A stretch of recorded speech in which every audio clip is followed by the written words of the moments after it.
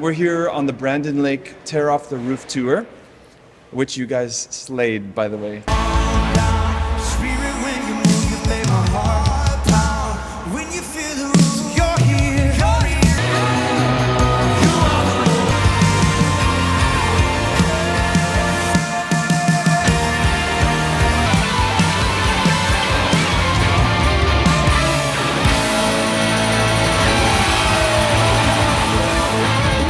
We're here backstage with David Whitworth.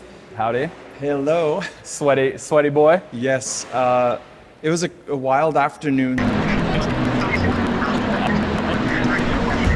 So we're doing the drum gear rundown now. Great, yeah. So from memory, no, I'm just kidding. We have a reference photo for you. I got it.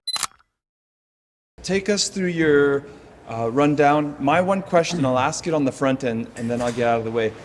Playing at church versus like an arena tour like this, is it the same kit and cymbals? Is it like a totally different approach? Yeah. Your take on that, and then just give us a rundown.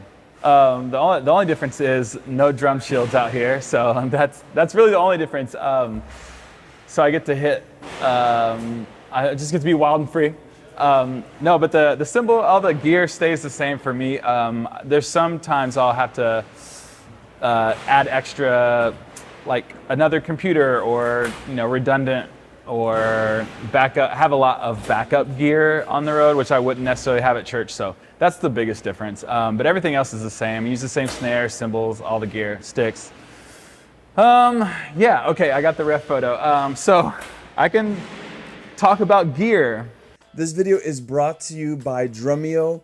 We've partnered with DRUMEO to actually provide you with 30 days free access to their amazing online platform where you can learn drums. If you're just starting out, maybe you've been playing drums for a very long time, you could continue to hone your skills and develop yourself, not only as a drummer, but they even have some worship drummer content. And so we're excited to partner with them to offer you 30 days for free.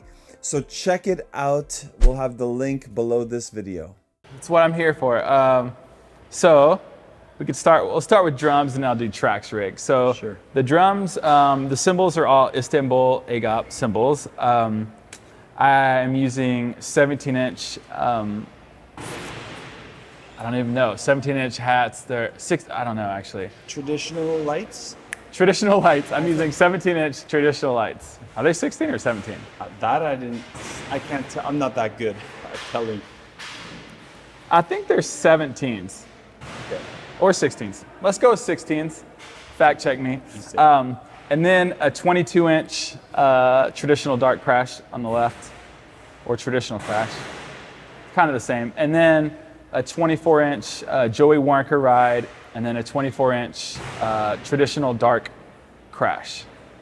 And then a 20-inch China cymbal, which I added the China for this tour. Let's go. Actually, I didn't use it a ton tonight. I normally use it way more, but I didn't use it tonight.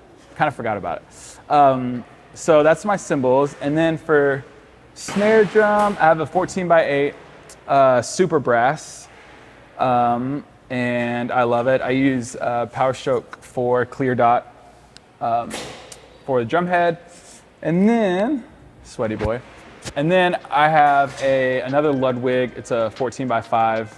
I think it is don't know actually, Superphonic or I have no idea actually. I got it at a pawn shop in Redding, California for $100 and it kind of rules, so I just kept using it. I don't even know what it is. It's a Ludwig, but.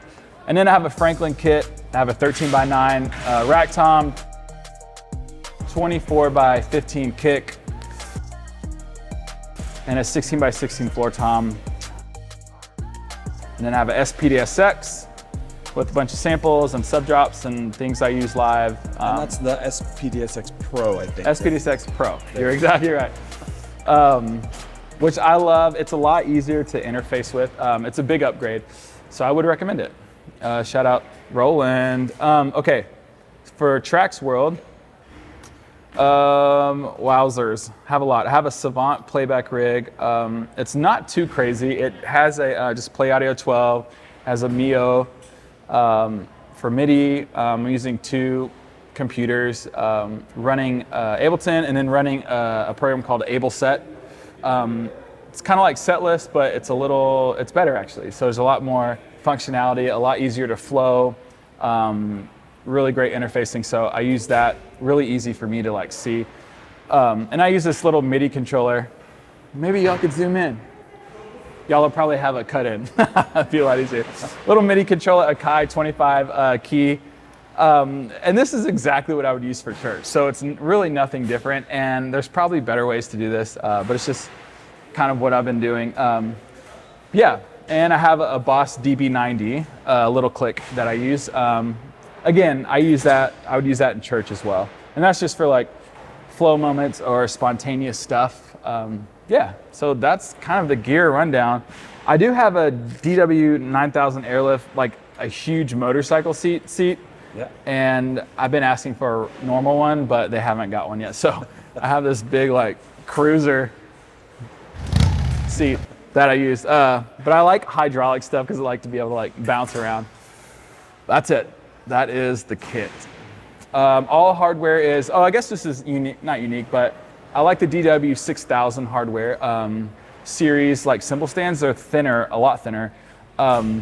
And they hold big cymbals. You have to be careful with them that they bend and stuff on the road, but they clear up so much space around the kit, and so it feels a lot cleaner, which I like. Yeah, that is it.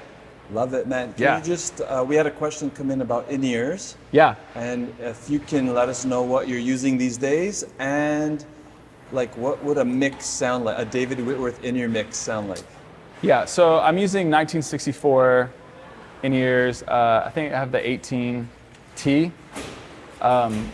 So a lot of drivers, but they're a few years old, but they sound great. My mix sounds like, it sounds like a live CD. I have crowds in my mix. I have guitars pumping. I usually have like pads down quite a bit because it opens a little more space for me. For guitar land, and then bass is up, and then vocal, and then after that, once it gets a live CD, then I have to have a bit of functionality up here, so the click and kind of the cues and stuff, and make sure I'm like following everything to a T. So it's like live CD mix, and then a little bit above that is just like the click and the guide and stuff. So, and it can be a bit annoying, but after a while you get used to it, and it's awesome. It feels like fun. But yeah, that's what I do out here with Brandon, and it's a blast. I know we're in Toronto now, so yeah. Are you actually rooting for the Leafs? Yeah, I have no idea. Someone got me a jersey today, but go Toronto Maple Leafs, I guess.